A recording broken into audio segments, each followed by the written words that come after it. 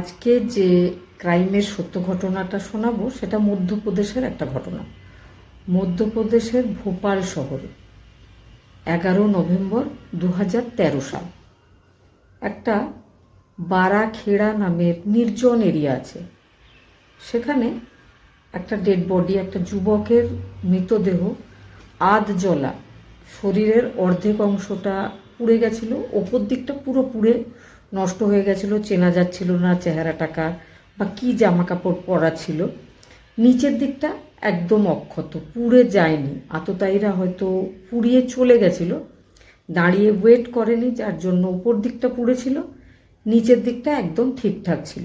লোকজনেরা দেখতে পেয়েছিল, দেখে পুলিশ টিমকে খবর দিয়েছিল। পুলিশ আসে, প্রথমে বোঝার চেষ্টা করছে যে বডিটা আসলে কার। তো যেহেতু নিচের দিকটা একদম ঠিকঠাক ছিল, তো পকেটে হাত দিয়ে পুলিশ যখন দেখে, ফোন টোন কিছু ছিল না, তবে 5,000 টাকা ক্যাশ ছিল, একটা সোনার আংটি আঙুলে পরা ছিল, যেমন পরা ছিল তেমন ছিলই। কেউ সেটা মেরে ফেলার পর খুলে নিয়ে যাওয়ার চেষ্টাও করেনি, মানে পুলিশের বুঝতে অসুবিধা হয়নি যে এটা কোনো লুটপাট করার উদ্দেশ্যে করা খুন নয়, এর পেছনে রয়েছে অন্য কোনো ব্যাপার, অন্য কোনো শত্রুতা। আর পাওয়া গেছিল একটা গ্যাস এজেন্সির স্লিপ। গ্যাস সিলিন্ডার বুক করার পরে, গ্যাস নেওয়ার পরে যে স্লিপটা আমাদেরকে দেওয়া হয়, সেই স্লিপটা।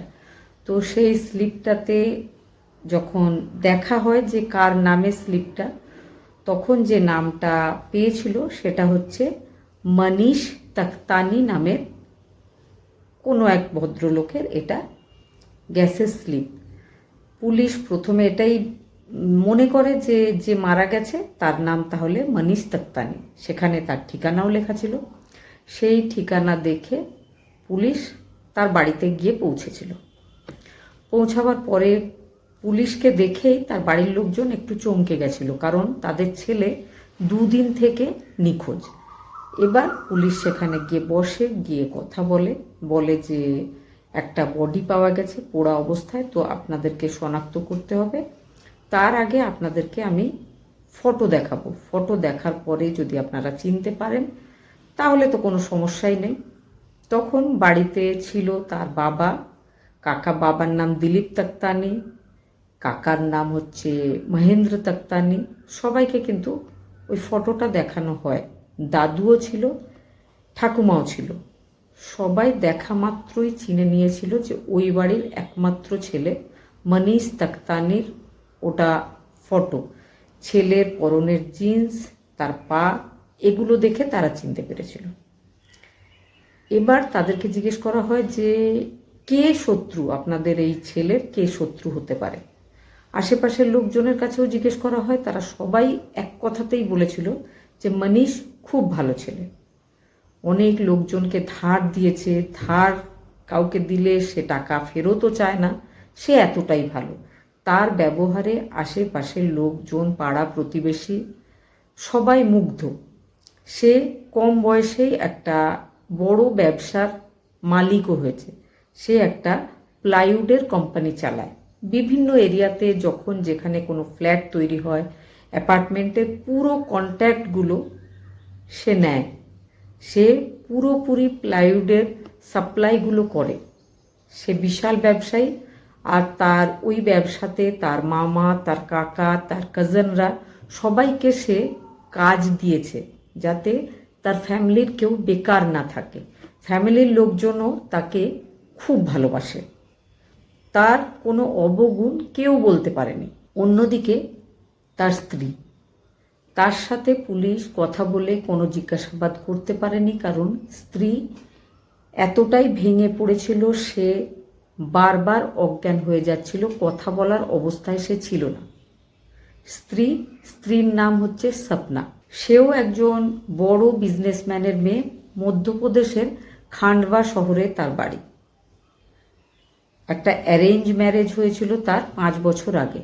2009 সালে তার সাথে মনীষের বিয়ে হয়েছিল। বিয়ের পর থেকে সুখের জীবন তাদের একটা 3.5 বছরের মেয়েও ছিল। এবার পুলিশ ঠিক করে যে শত্রু বা তার ব্যবসার শত্রু, আশেপাশের কেউ শত্রু যখন পাওয়া যাচ্ছে না, তাহলে এবার একটু অন্যভাবে তদন্তটা করা হবে। এবার বের করা হয় মনীষের কল ডিটেল আর লাস্ট লোকেশন। তার লাস্ট লোকেশন ছিল চেতক ব্রিজ নামের একটা ব্রিজ, যে এরিয়াটাতে তাকে পাওয়া গেছিল তার কাছাকাছি ছিল ওই ব্রিজটা। ওই ব্রিজে ছিল তার ফোনের লাস্ট লোকেশন। সেখানে পুলিশ গেছিল। পুলিশ যাওয়ার পর দেখেছিল যে সেই ব্রিজের ওপরে মনীষের সেন্ট্রো কারটা দাঁড়িয়ে আছে। কারেই আবার চাবিও লাগানো আছে।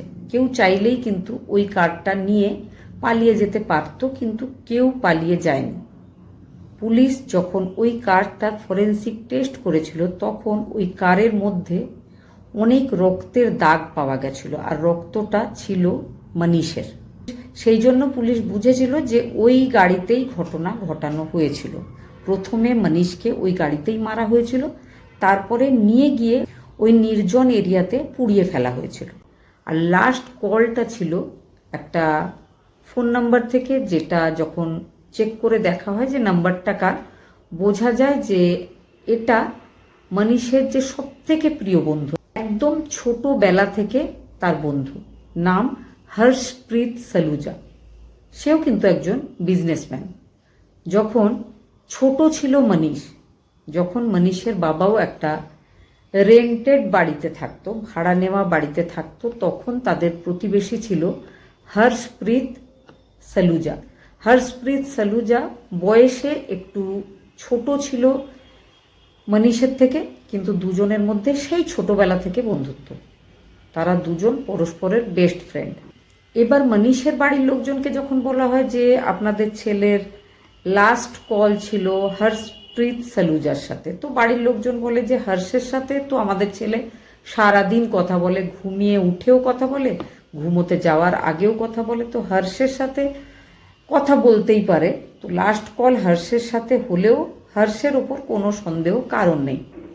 পুলিশ এবার মনীষের এই পর্যন্ত কল লিস্ট, কল ডিটেল, কার সাথে সে বেশি কথা বলতো ইত্যাদি দেখে। তো পুলিশের একটা ব্যাপার সন্দেহজনক বলে মনে হয়েছিল যে যেদিন ওই ঘটনা ঘটেছিল, যেদিন থেকে সে নিখোঁজ হয়েছিল, সেদিন সে সকাল থেকেই বারবার একটা ফোন নাম্বারের সাথে কথা বলছিল। তো নাম্বারটা কার? আননোন একটা নাম্বার। তো পুলিশ যখন তদন্ত করে দেখেছিল, তো নাম্বারটা তার বউয়ের ছিল, মানে মনীষের বউয়ের। মনীষের বউকে যখন জিজ্ঞেস করা হয় যে আপনার কি দুটো ফোন নাম্বার আছে, যেটা নর্মালি সবাই জানে তার নাম্বার, সেটা ছাড়াও কি কোনো নাম্বার আছে? তো মনীষের বউ বলেছিল না, তার একটাই নম্বর, সে অন্য কোনো নম্বর ইউজ করে না। এই কথাটাতেই পুলিশের কিন্তু সন্দেহ হয়েছিল, কারণ ওই যে অন্য আরও একটা নাম্বার, যেটা আননোন নাম্বার, যেটা থেকে ঘটনার দিন বারবার মনীষকে কল করা হয়েছিল, সেই ফোন নাম্বারটার লোকেশনও কিন্তু সেই দিন সারাক্ষণ মনীষের বাড়িতেই ছিল। মনীষের বাড়িতেই ছিল মানে সন্দেহ করা যায় মনীষের স্ত্রীর ওপরে। অথচ মনীষের স্ত্রী বলছে তার কাছে শুধু একটাই নাম্বার, দুটো নাম্বার তার নেই। অথচ তার ফোনেই ছিল সেই আননোন নাম্বারওয়ালা যে সিমটা, সেটাও পুলিশ জানতে পেরেছিল। পুলিশ তাকে আর বিশেষ জিজ্ঞাসাবাদ করে না। পুলিশের এবার মনে হয় এবার মনীষের বাড়ির চারিদিকের সিসিটিভি ফুটেজগুলো চেক করা উচিত। বিশেষ করে মনীষের যে পাশের বাড়ি হর্ষপ্রীত সালুজা, তার বাড়ির সিসিটিভি ফুটেজগুলো চেক করা উচিত। সে কখন বাইরে যায়, কার সাথে যায়, কখন ফিরে আসে, তার উপরে সন্দেহের একটা বিশেষ কারণ ছিল। মনীষের যে কাকা, যে বাড়িতেই থাকে বা যে ওই প্লাইউডের কোম্পানিতেই কাজ করে, সে আর মনীষের একজন মামা, সে দুজন জানিয়েছিল পুলিশকে।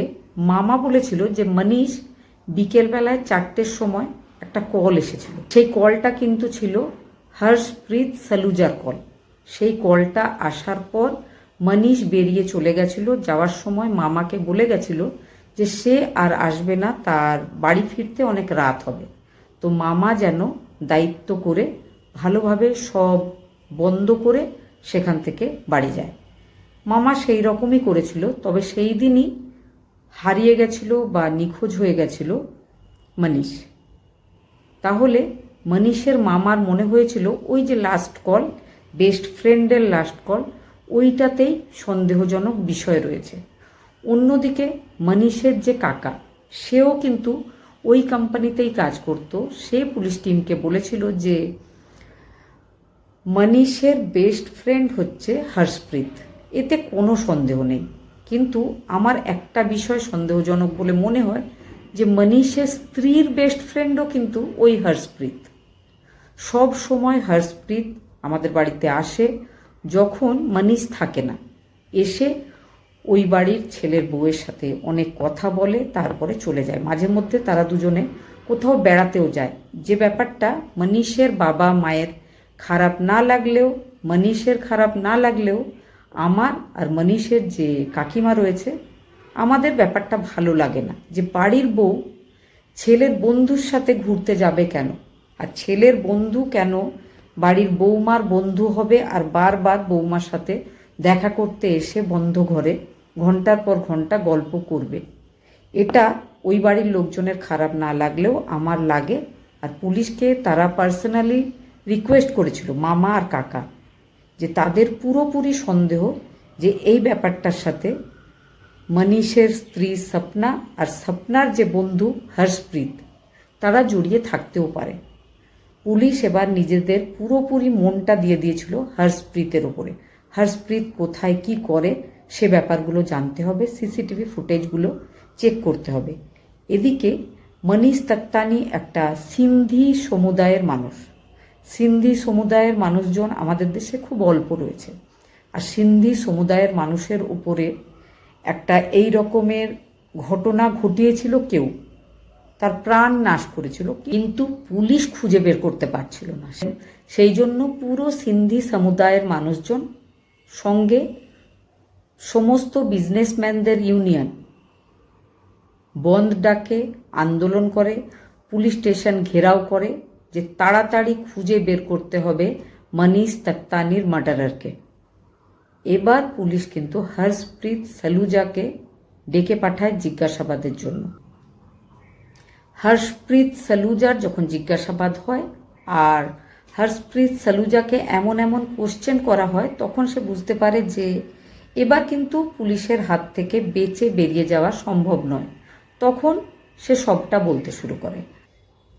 সে বলে সে ছোটোবেলা থেকেই মনীষের প্রতিবেশী, মনীষের বন্ধু।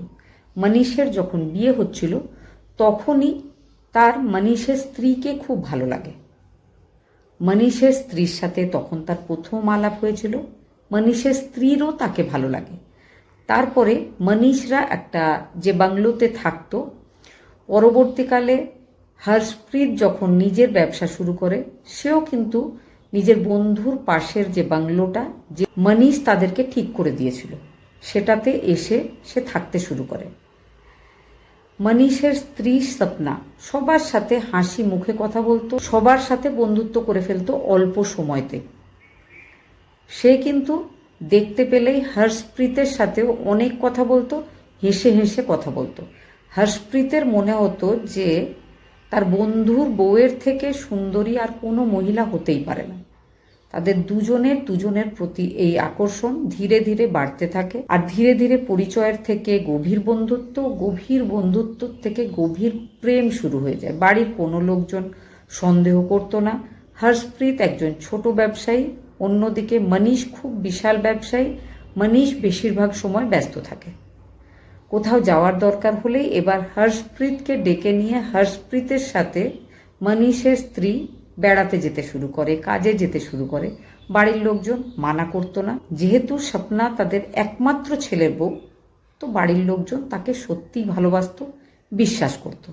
আর ব্যাপারটা ধীরে ধীরে এমন জায়গায় গেছিল যে হর্ষপ্রীত স্বপ্নাকে বলে যে এবার আমরা দুজন বিয়ে করব, তুমি তোমার হাজবেন্ডের কাছে ডিভোর্সটা নিয়ে নাও। কিন্তু স্বপ্না বলে যে একমাত্র ছেলের বউ আমি, অগাধ সম্পত্তি, আমি ডিভোর্স নিয়ে নিলে কিন্তু কোনো সম্পত্তি পাবো না, আর এরিয়াতে আমার বাপের বাড়িতে সব জায়গায় আমার বদনাম হবে, সবাই খারাপ বলবে, সম্মান নষ্ট হবে। তার থেকে ভালো যদি আমার হাজব্যান্ড মারা যায়, আমি বিধবা হয়ে যাই, তারপরে যদি তুমি আমাদের বাড়িতে প্রস্তাব দাও বিয়ের, কেউ না বলবে না, কারণ সবাই আমাকে মেয়ের মতো ভালোবাসে। তারা চাইবে যে আমার বিয়েটা হোক। আমি তোমার সাথে বিয়েও করব, এই বাড়িতেই থাকবো, সম্পত্তিটাও পাবো, আর শ্বশুর শাশুড়ির দেখাশোনাও করব। তাহলেই কিন্তু আর কোনো অসুবিধা হবে না। প্রধান বাধা যেটা আমার হাজব্যান্ড, তাকে সরিয়ে ফেললেই হলো। সেটাই তারা করবে ঠিক করে। ঘটনার দিন হর্ষপ্রীত কল করে মনীষকে বলেছিল যে আমার সাথে এসে দেখা কর, আমি ব্যবসার জন্য একটা প্লট দেখেছি, তোকেও সঙ্গে করে দেখাতে যাব। মামাকে বলেছিল যে আমি বেরোচ্ছি, আমার ফিরতে দেরি হবে, তুমি সব বন্ধ করে বাড়ি চলে যেও। তার সাথে হর্ষপ্রীতের দেখা হয়েছিল, সে নিজের গাড়ি চালাচ্ছিল। হর্ষপ্রীত বলেছিল শরীরটা ভালো লাগছে না, আজকে পেছন সিটে বসছে। পেছন সিটে বসে সে বন্ধুর সাথে কথা বলছিল। আগেই বলেছি একটা আননোন নাম্বার থেকে সারাদিনে বেশ কয়েকবার মনীষের ফোনে কল করা হয়েছিল, যেটা পুলিশ বুঝতে পেরেছিল যে সেই নাম্বারটা মনীষের স্ত্রী স্বপ্নার নাম্বার, কিন্তু স্বপ্না অস্বীকার করেছিল। পরে যখন হর্ষপ্রীতের জিজ্ঞাসাবাদ হয়, স্বপ্নার জিজ্ঞাসাবাদ হয়, তখন তারা বলেছিল যে হ্যাঁ, ওই নাম্বারটা স্বপ্নার নম্বর, আর স্বপ্না ওই নাম্বারটা নিয়েছিল বিশেষ করে ওই দিনকে ইউজ করার জন্য। সে ওই আননোন নাম্বারটা থেকে তার হাজবেন্ডের সাথে একবার ফোন কলে কথা বলবে, সেটাই তারা করেও ছিল।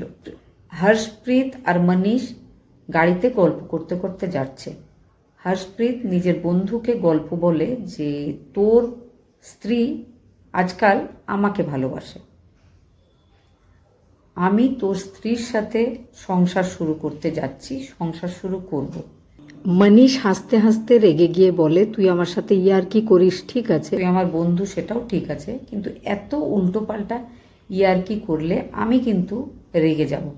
তখন বলে, দাঁড়া, স্ত্রী কথা বলেছিল যা বলছে হর্ষপ্রীত সব ঠিক বলছে, আমি তোমাকে ভালোবাসি না, অনেক দিন থেকে ভালোবাসি না, আর সেই জন্য তোমাকে আমাদের দুজনের মাঝখান থেকে সরে যেতে হবে। এই যে কথা স্ত্রী স্বামীকে বলেছিল ফোন কলে, স্বামী শকড, অবাক হয়ে যায়, বিশ্বাস করতে পারছিল না যে তার স্ত্রীর কাছে এই ধরনের কথা তাকে শুনতে হবে। সে নিজেকে সামলে ধরে রাখতে পারছিল না। এমন সময় তার বন্ধু পেছন থেকে তার মাথায় গুলি করেছিল, 3 বার গুলি করেছিল। শেষ মুহূর্তেও কিন্তু মনীষ নিজের মনে এক রাশ দুঃখ নিয়ে চলে গেছিল। সে বন্ধুকে একটু সাইডে সরিয়ে দিয়েছিল, ড্রাইভার সিটের ঠিক পাশে, দেখে যেন মনে হচ্ছে একজন মানুষ বসে আছে।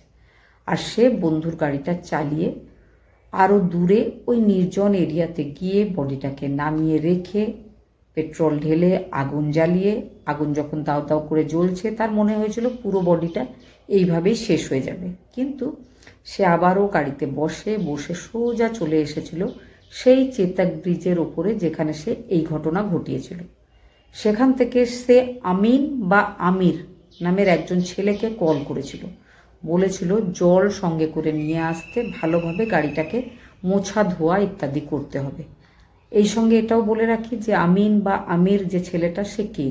সে মনীষের কোম্পানিতেই কাজ করত একজন ছেলে। তার সাথে হর্ষেরও বন্ধুত্ব ছিল। হর্ষ তাকে বলেছিল যে হর্ষ তার থেকে সাহায্য নেবে, বিনিময়ে প্রচুর টাকা দেবে। সেই জন্য তার একটুও সময় লাগেনি নিজের মালিকের সাথে বেইমানি করতে। সে জল নিয়ে, মালিকের বন্ধু তাকে ডেকেছিল, সে ওই চেতক ব্রিজে এসে সেই গাড়িতে সিটে যে রক্তগুলো লেগে গেছিল সেগুলো পরিষ্কার করার চেষ্টা করেছিল, কিন্তু খুব ভালোভাবে পরিষ্কার হয়নি। তারপরে হর্ষপ্রীতের মনে হয়েছিল যে এই গাড়িটা লক করব না, গাড়ির চাবিটাও লাগিয়ে রেখে দেবো, রাতের মধ্যে কারো না কারো নজর পড়বেই, বিশেষ করে চোরেদের নজর পড়বে, আর চোর এই গাড়িটা নিয়ে পালিয়ে যাবে, তখন এই ব্যাপারটা আরও অন্যদিকে ঘুরবে। সেটা সে আশা করেছিল, তবে সেটা হয়নি। গাড়িটা যেমনভাবে রাস্তার ধারে ছিল ঠিক তেমনভাবেই সেদিনও পড়েছিল, যেদিন পুলিশ সেখানে গেছিল লাস্ট লোকেশন চেক করতে। ধীরে ধীরে সব ব্যাপারটা সামনে আসে। পুলিশ অ্যারেস্ট করেছিল সপনাকে, সপনার প্রেমিক হর্ষপ্রীতকে, আর আমিন বা আমির যে সাহায্য করেছিল গাড়িটাকে পরিষ্কার করাতে তাকে। পরিষ্কার করার পরেও কিন্তু খুব ভালোভাবে পরিষ্কার তারা করতে পারেনি, কারণ এখন উন্নত টেকনোলজির সাহায্যে ধুয়ে ফেলা দাগও উদ্ধার করা সম্ভব হয়। তারপরে কেস চলে। লোয়ার কোর্ট থেকে আমিনকে কিছুদিন পরেই জামিনে মুক্তি দেওয়া হয়েছিল, তবে বাকি দুজন প্রেমিক আর প্রেমিকা তাদের আজীবন কারাদণ্ডে দণ্ডিত করা হয়েছিল। কিন্তু সপনা বারবার রিকোয়েস্ট করেছিল কোর্টে যে তার ছোট বাচ্চা আছে, বাচ্চাকে বড় করতে হবে, তার যেন শাস্তিটা একটু কম দেওয়া হয়, তবে কোর্ট সে কথা শোনেনি। এই হলো দুই প্রিয় বন্ধুর ঘটনা। কেমন লাগলো অবশ্যই কমেন্ট করে জানাবেন।